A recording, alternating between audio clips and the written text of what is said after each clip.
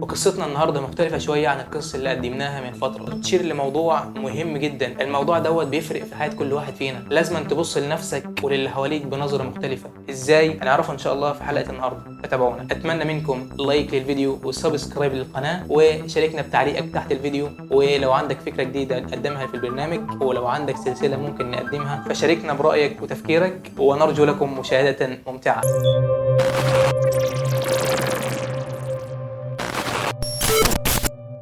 السلام عليكم ورحمة الله وبركاته. النهاردة إن شاء الله هنكمل سلسلتنا اللي بدأناها مع بعضينا، وهي سلسلة قصة وعبرة في ثوبها الجديد. النهاردة إن شاء الله في الفيديو رقم 9 من حلقات السلسلة. قصتنا النهاردة بعنوان مختلف، العنوان باسم غسيل الجيران. قصتنا النهاردة بتتكلم عن أسرة صغيرة بتتكون من رجل وزوجته، انتقلوا إلى منزل جديد. وفي صبيحة اليوم الأول وأثناء تناول وجبة الإفطار، قالت الزوجة مشيرة من خلف زجاج النافذة المطلة على الحديقة المشتركة بين المنزلين، وهي تقول لزوجها: انظر يا عزيزي، إن غسيل جارتنا ليس نظيفا، لابد أنها تشتري مسحوقا رخيصا. وكانت الزوجة تعلق نفس التعليق على غسيل جارتها الغير نظيف، وكانت الزوجة في كل مرة ترى جارتها تنشر الغسيل تقوم بإلقاء التعليق: إن جارتنا لابد من أنها تغسل بمسحوق رخيصا أو غير ذلك. ودأبت الزوجة على إلقاء ذلك في كل مرة. وبعد شهر تماما اندهشت الزوجة عندما رأت غسيل جارتها أصبح نظيفا،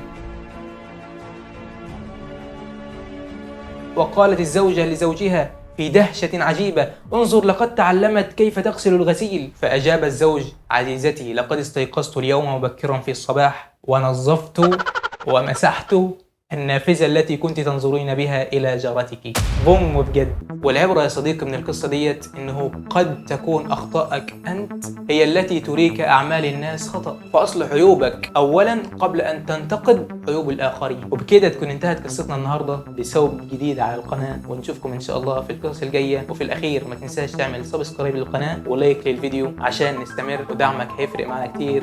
السلام عليكم ورحمة الله وبركاته.